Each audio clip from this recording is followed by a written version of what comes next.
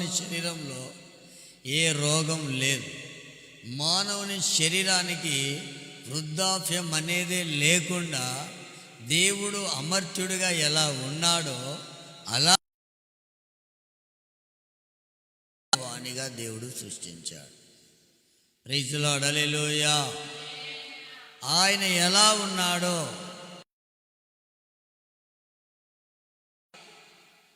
అమర్త్యుడుగానే ఉన్నాడు, అమరత్వం గలవాడిగానే ఉన్నాడు.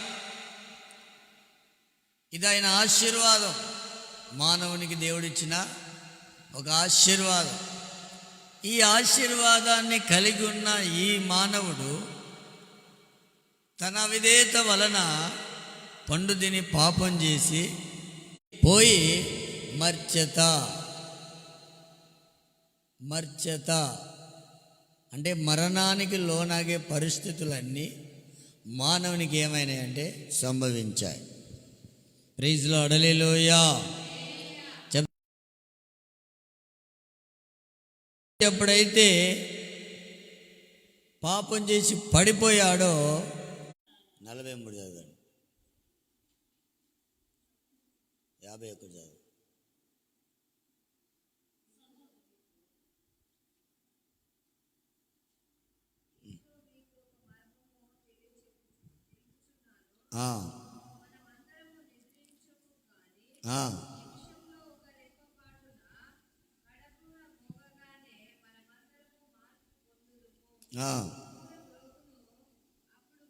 మర్త్యుడిగా మారాడు.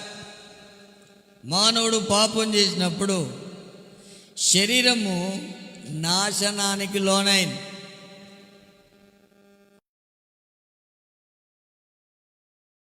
నాశనం లేనిదిగా దేవుడు సృష్టించాడు.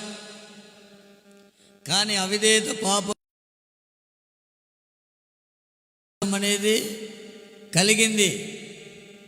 2 వ్యాధి వచ్చింది. వ్యాధులు, రోగాలు, వృద్ధాప్యం అనేది మానవుని శరీరంలో కలిగింది. అయితే మానవుడు పాపం చేయక ముందు ఇలాంటి శరీరం అతనికి లేనే.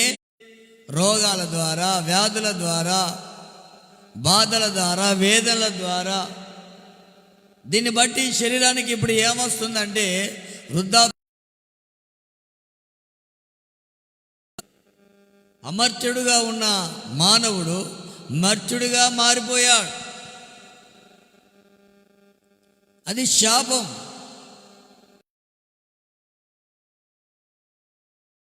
ఏ బాధ చింతలే ఇతను బట్టి పాపం చేసి అనేక వేదనలు, బాధలు మానవుడు కొని తెచ్చుకున్నాడు. దీని యొక్క శాపము ఆదికాండము 3వ అధ్యాయం 16వ వాక్యం.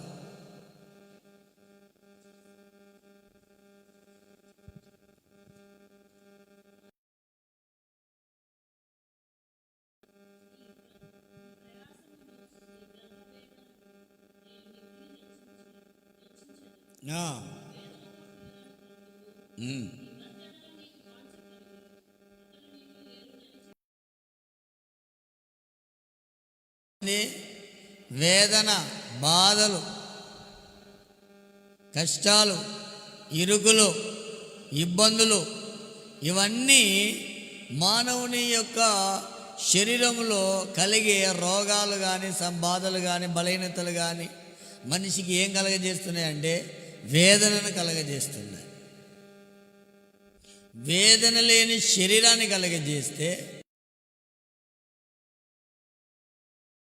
వేదన గల జీవితము వచ్చేసింది. ప్రైజ్ ది లార్డ్, హల్లెలూయా. వేదన,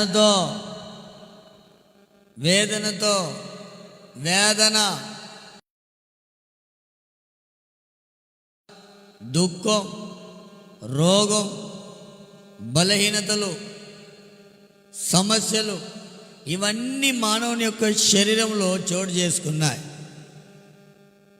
అవిధేయతను బట్టి మాత్రమే ఇది వచ్చేసింది. ఈ శాపము ఏలుబడి ఈ లోకంలో మానవుని చేస్తుండగా నరావతారుడుగా ప్రభు అయిన యేసుక్రీస్తు ప్రభు ఈ లోకానికి వచ్చి మానవుడు అమర్త్యుడుగా ఉండవలసిన వాడు మర్త్యుడుగా నాశనానికి లోనయ్యే వ్యక్తిగా ఎలా మారాడో అలాగే ఈ మర్త్యమైన ఈ దేహాన్ని అమర్త్యతను ధరించుకోవాలని వాళ్ళు చేసిన పాపాన్ని లేదా శాపాన్ని తన మీద వేసుకొని మనకు మరలా అమర్త్యతను దేవుడు దయచేస్తున్నాడు. యెషయా గ్రంథం 53వ అధ్యాయం 3వ వాక్యం చదువుకుందాం.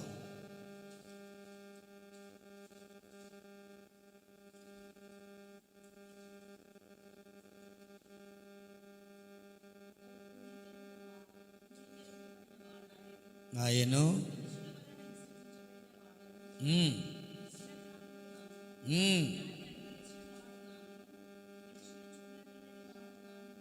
ఉండెను, మనుషులు చూడనలు వ్యాధిని అనుభవించిన వాడు,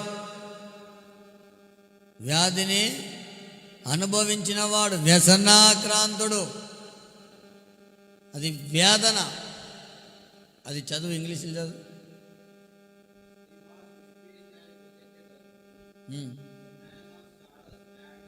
సారో,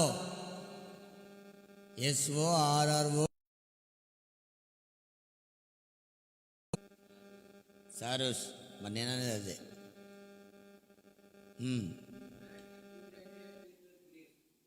భరించి మనకేం చేస్తున్నాడంటే మరలా అమర్త్యతను దేవుడు తీసుకొస్తున్నాడు. ఇది మనం పొందుకున్న వారమై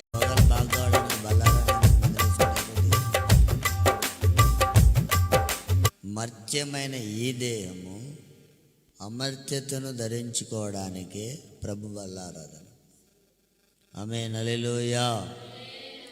ఎప్పుడైతే మానవుడు పాపం చేశాడో శరీరంలో బలహీనత, రోగాలు, దీన్ని బట్టి ఏమవుతుంది? శరీరం దినదినం కృషించి మరణానికి లోనవుతుంది.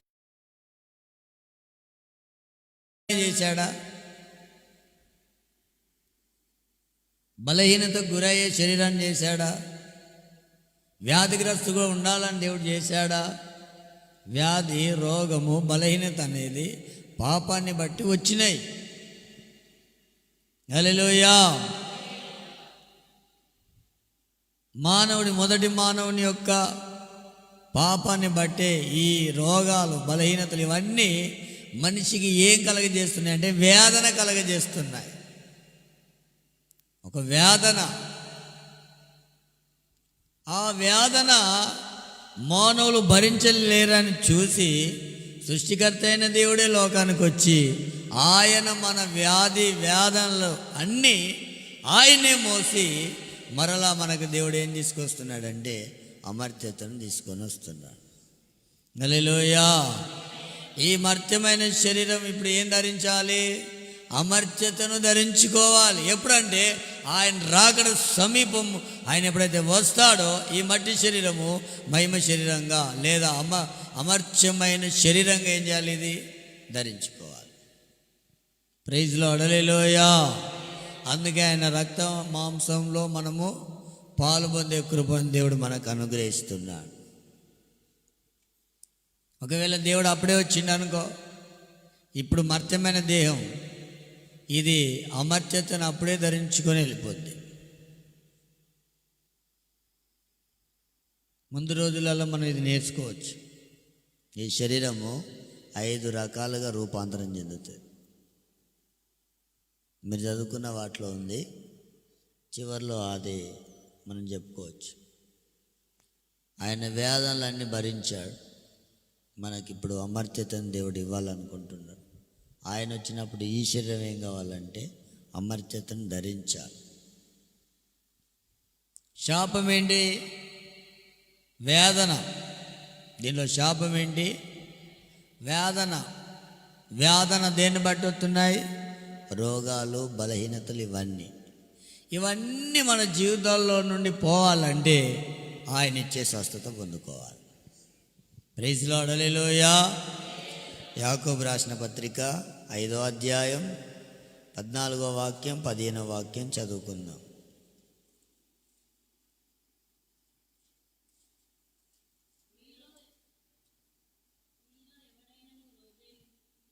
ఆ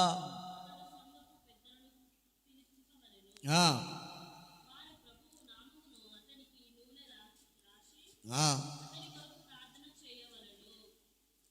విశ్వాస సహితమైన ప్రార్థన రోగిని ఏం చేస్తుందంటే స్వస్థపరుస్తుంది. ఇంకా బైబిల్ ఉంది, ఆయన పొందిన గాయాల ద్వారా మనకు స్వస్థత దొరుకుతుంది. యేసు ప్రభు గాయాల పాలైంది ఎందుకో? స్వస్థత. విశ్వాస సహితమైన ప్రార్థన రోగిని ఏం చేస్తుంది? బాగు చేస్తుంది. ఈ శరీరంలో దేవుని యొక్క శక్తిని అనుభవించగలిగిన కృప మనం కనుక పొందుకుంటే రోగాలన్నిటి మీద, వ్యాధులన్నిటి మీద మనకు జయం వచ్చి మనం అమర్త్యతలోకి ఏమవుతామంటే ఎదిగిపోతాము. హల్లెలూయా చెప్పండి, హల్లెలూయా.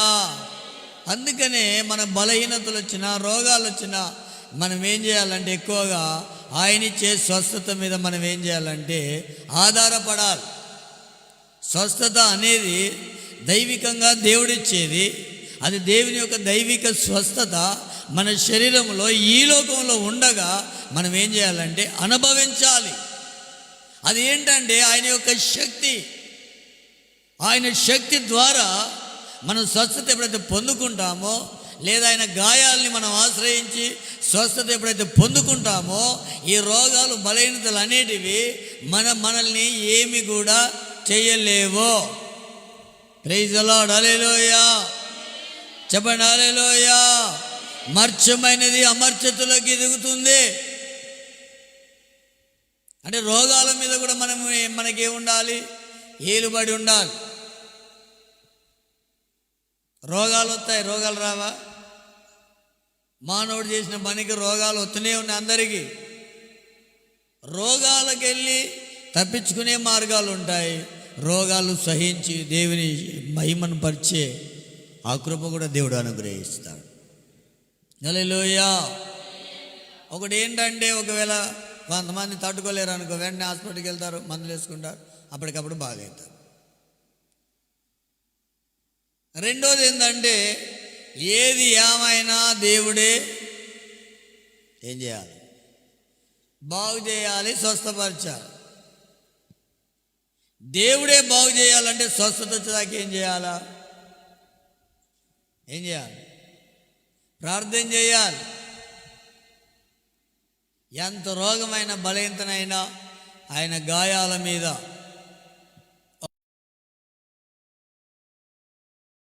ఆయన యొక్క శక్తి ఈ శరీరం మందు ప్రత్యక్షపరచబడుతుంది. ఆ శక్తిని అనుభవించే వాళ్ళే రేపటి రోజున మధ్యాకాశంలో కడబూర మోగినప్పుడు ఈ మర్త్యమైన ఈ శరీరము అమర్త్యతను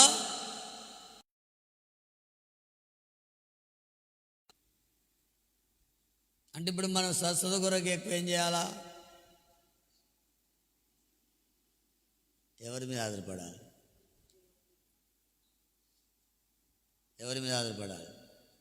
దేవుని మీదనే ఆధారపడాలి. ఆయన గాయాల మీద ఆధారపడాలి. ఒక రోగం కొరకే ఆయన శక్తిని మన జీవితంలో మనం రిసీవ్ చేసుకొని హీలింగ్ జరగనప్పుడు రాగానే ఇది మొత్తం ఒకటే కనురెప్పపోటు సమయంలో అమర్త్యం దంచుకొని వెళ్ళిపోతారా?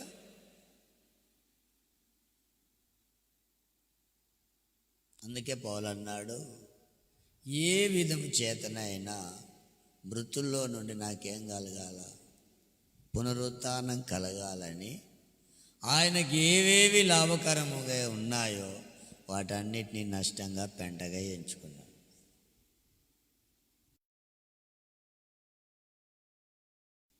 ఫిలిప్పీలకు రాసిన పత్రిక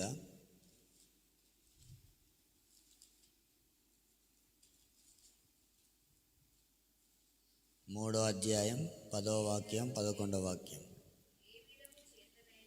ఏ విధం చేతనైనా కలగవలనని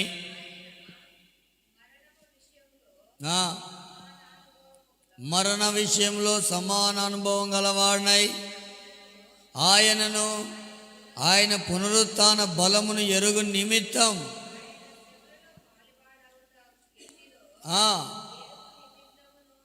సమస్తము నష్టపరుచుకొని వాటిని పెంటతో సమానముగా ఎంచుకొనుచున్నాను. ప్రైజ్ ది లార్డ్, హల్లెలూయా. ఏ విధం చేతనైనా మనకేం కలగాల? పునరుత్థానం కలగాలి. ఎక్కడి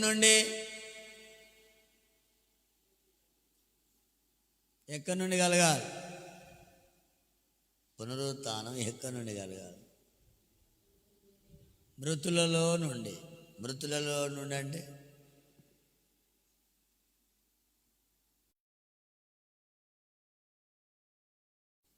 మనం చచ్చినాం, ఆయన రాకడ వచ్చింది. అప్పుడు ఏం చేయాలా? మృతులైన వారు మొదట లేస్తారు. స్తోత్రం చెప్తారా? ఫస్ట్ లేచేది ఎవరో? అప్పుడు సజీవులుగా ఒకవేళ భూమి మీద ఎవరు ఉన్నారో ఈ మర్త్యమైన శరీరము అమర్త్యత్వం ధరించుకొని మధ్యాకాశానికి వెళ్ళిపోతుంది. ఆమేన్, హల్లెలూయా. చెప్పండి హల్లెలూయా. మరి మృతులైన వారు తిరిగి బ్రతకాలి అంటే ఈ శరీరములో ఒకవేళ ఈ భూమి మీద బ్రతికినంత కాలము ఆయన శక్తిని అనుభవించాలా, అనుభవించకూడదా?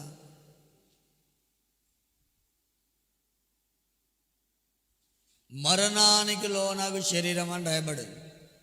ఈ శరీరం దేనికి లోనవుతుంది? మరణానికి లోనగుతుంది. దేవుడు మరణానికి లోనగు శరీరాన్నే చేశాడా? మరి దేన్ని చేశాడు? మరణం కానీ, వ్యాధి కానీ, బలహీనత కానీ, వృద్ధాప్యం కానీ లేని శరీరముగా దేవుడు చేశాడు.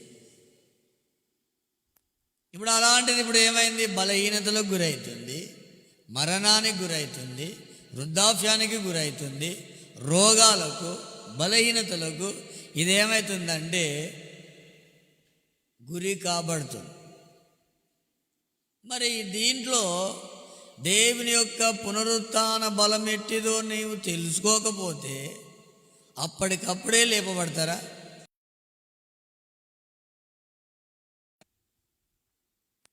నా మాట అర్థమవుతుందో లేదు?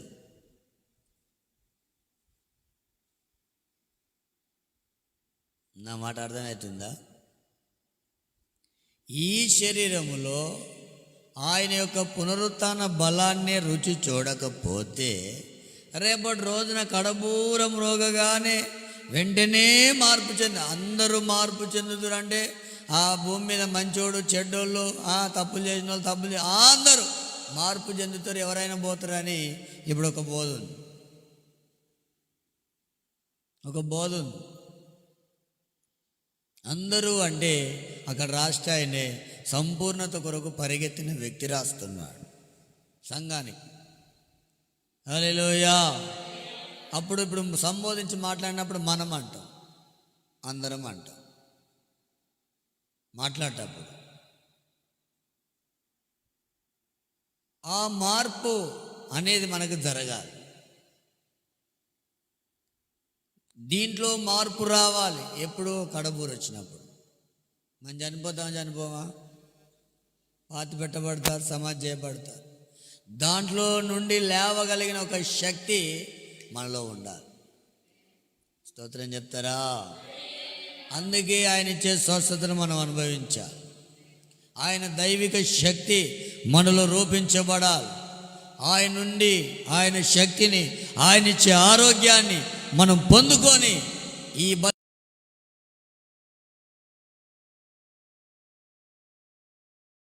మనకు కూడా రావాలి.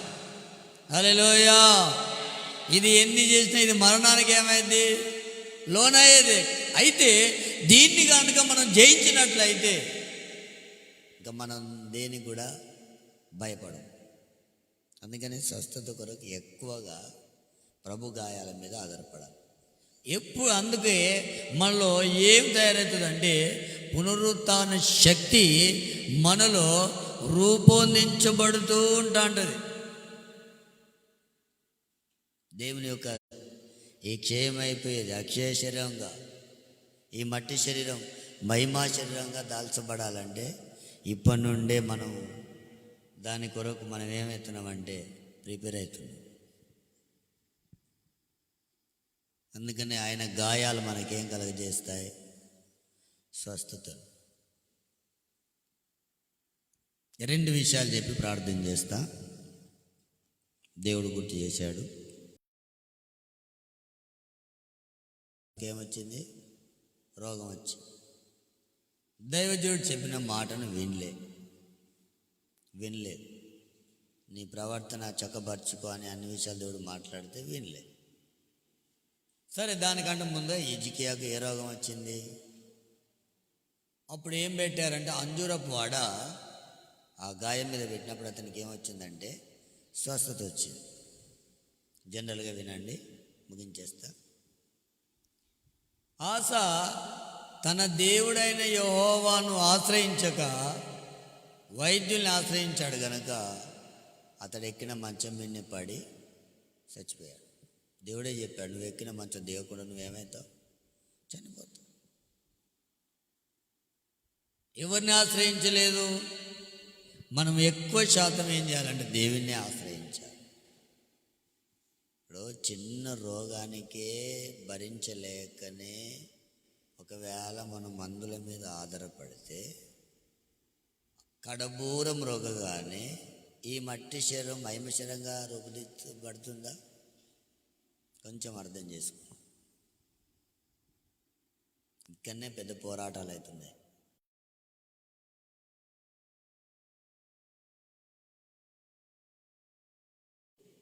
లేనట్టే మరి ఆయన మహిమ కలిగిన రాకడ వచ్చినప్పుడు ఈ మర్త్యమైన శరీరం కావాలి, ఇంకా మర్త్యత్వం ధరించాలి అంటే అప్పుడు మామూలు జరుగుతుందా? దానికి ఎంత కావాలి? అందుకనే పౌలు రాసిన మాట చాలా డెప్త్ మాట. నాకు ఏ విధం చేతనైనా ఏం కావాలి? మృతుల్లో నుండి పునరుత్థానం కలగాలి. ఒకళ్ళు నువ్వు చనిపోయినావు, రాకడ వచ్చింది, నువ్వు పునరుత్థానం చెందిలే, పరిస్థితి ఏంది? తీర్పులోకి వస్తావు, నీకు తీర్పు తీర్చబడుతుంది.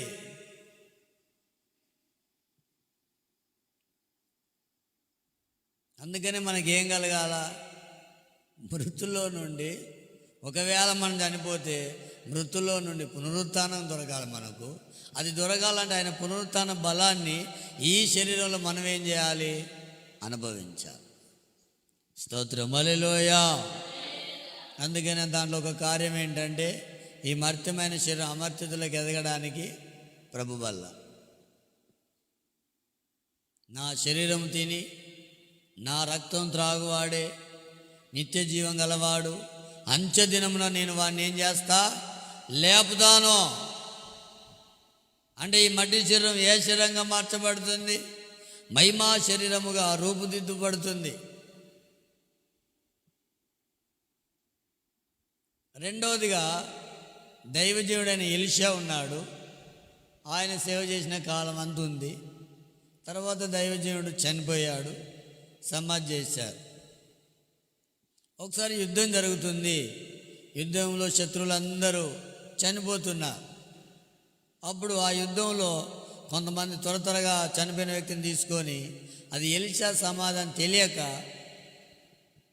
త్వరగా దాన్ని తవ్వి ఆ శవాన్ని అందులో పెట్టేసరికి అతని ఎముక ఆ సచ్చిన వానికి తగలగానే వాళ్ళు లేచి కూర్చున్నారు. ఏం తాకింది? ఎముకకు మాంసం ఉంటుందా? అది చచ్చిపోయిన తర్వాత కేవలం ఆ ఎముక తాకితేనే ఒక వ్యక్తి లేచి నిలబడ్డాడు. అది ఏమైందంటే ఎలీషాలో ఉన్న దేవుని యొక్క అభిషేకమై ఉన్నది. ఆమేన్, హల్లెలూయా. ఆయన చనిపోయిన కొన్ని రోజుల తర్వాత ఆయన ఎముకల్లో అభిషేకం మాత్రం ఏం కాలేదంటే తక్కువ కాలేదు. మన జీవితంలో కూడా దేవుని యొక్క అభిషేకం ఏమాత్రం కూడా ఏం కావద్దు, తక్కువ కావద్దు. ఒక సచ్చిన శవాన్ని ఏం చేసింది? అది లేపి నిలబెట్టింది. ఒకవేళ అదే అభిషేకం మనలో ఉంటే రేపు మనం చనిపోయినా తిరిగి మనల్ని ఏం చేయగలుగుతుంది? తిరిగి లేపగలుగుతుంది. చనిపోయిన వ్యక్తి లేడు, అక్కడ ఎముకుంది. దాంట్లోనే ఒక వ్యక్తిని బ్రతికించగలిగిన అభిషేకం ఉంటే, ఎలీషా పాత నిబంధన కాలం భక్తుడు అయినా మనం కొత్త నిబంధన కాలంలో ఉన్నాం. ఆయన రక్తంలో కడగబడ్డాం. ఆయన ఉపదేశం దేవుడు మనకిచ్చాడు. ఆయన అభిషేకాన్ని మనకిచ్చాడు. ఇంకా మనం సజీవ లెక్కలే ఉన్నాము. మనం ఏమాత్రం చనిపోలేదు. అయినా మనలో ఇంకెంత అభిషేకం ఉండాలి? సచ్చిన శవం ఎముకకి అభిషేకం ఉండే ఒక వ్యక్తి లేస్తే ఆ కాలానికి కొత్త నిబంధనలో ఉన్న మనకు ఇంకెక్కువ ఉండాలనా తక్కువ ఉండాలనా? ఎక్కువనా తక్కువనా? అందుకనే ఎక్కువగా మనము అభిషేకంలో దేవుని స్తుతించాలి, ఎక్కువగా అన్య భాషలు మాట్లాడాలి, ఎక్కువగా. ఎందుకంటే ఆయన అభిషేకం మనలోకి వచ్చినప్పుడు ఆయన దీన శరీరాన్ని మహిమగల శరీరంగా ఏం చేస్తారంటే మార్చగలిగిన వాడు. ఆమేన్, హల్లెలూయా. మరణానికి లోనైన ఈ శరీరము మరలా మహిమలోకి రావాలి. మర్చమైన ఈ శరీరము అమర్త్యత్వం ధరించుకోవాలి ఆయన రాకడలో. అందుకనే మన పోరాటము, మన బాధ, మనకు బైబిల్ క్లాసులు అన్నిటి కారణం ఏంటంటే ఈ మర్త్యమైన ఈ శరీరము ఒకరోజు ఏం చేయాలంటే అమర్త్యత్వం ధరించుకోవాలి. ప్రైజ్ ది లార్డ్, హల్లెలూయా. ఈ బలహీనమైన శరీరము బలమైందిగా లేపబడాలి. ఆ బలము అప్పుడు కడబూరం రోగానే కాదు, ఇప్పటి నుంచి ఆ బలాన్ని నువ్వు పొందాలి. ఇప్పుడే ఆ మహిమను నువ్వు పొందాలి. ఇప్పటి నుండే ఆ అమర్త్యతను నువ్వేం చేయాలి? పొందాలి. ఇప్పుడే ఆ అక్షయతను ఏం చేయాలి? మనం సంపాదించాలి. అప్పుడు కాదు, ఇప్పటి నుండే మనం సంపాదించుకున్నప్పుడు, ఆ రాకడ వచ్చినప్పుడు వెంటనే ఈ మర్త్యమైన శరీరం అమర్త్యతకు వెళ్ళిపోతుంది. ఆయన ఎలాగో అమరత్వం గలవాడుగా ఉన్నాడో ఆయన దగ్గరికి వెళ్ళిన మనం కూడా ఆయన వలె అమరత్వం గలవారుగా ఉంటాం. మొదట అలాగే చేశాడు. ఆయన ఎలా ఉన్నాడో అలాగే చేశాడు. కానీ మానవుని యొక్క అవిధేయత వలన రోగాలు, బాధలు, వేదనలు, బలహీనతలు, ఈ శరీరానికి వృద్ధాప్యం, మరణానికి లోనగు ఒక అనుభవాన్ని మానవుని యొక్క అవిధేయత తీసుకొచ్చి, ఇంకా క్లారిటీ చెప్పాలంటే ఒక మానవుని యొక్క అవిధేయత వలన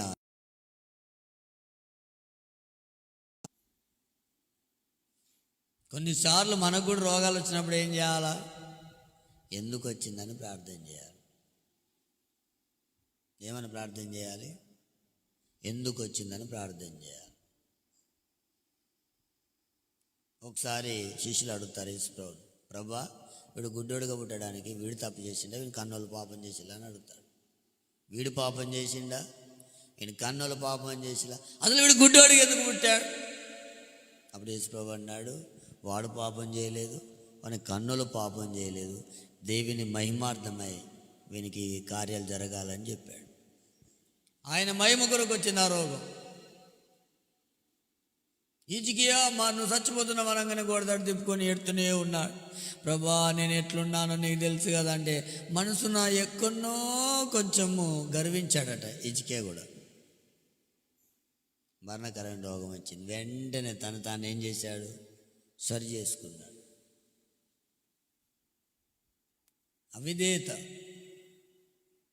కనుక మనం ఈరోజు మొదటి ఆదామైన అవిధేయత కాదు, కానీ రెండో ఆదాం మాకు యాక్సిడెంట్ అయ్యి రక్తాలు కారి ఎంత ఇబ్బంది పడ్డామో కరోనా టైంలో దేవుడు స్వస్థపరిచి గాయాలన్నీ మానిపోయేదాకా దేవుని సన్నిధిలోనే ప్రార్థన చేశాం.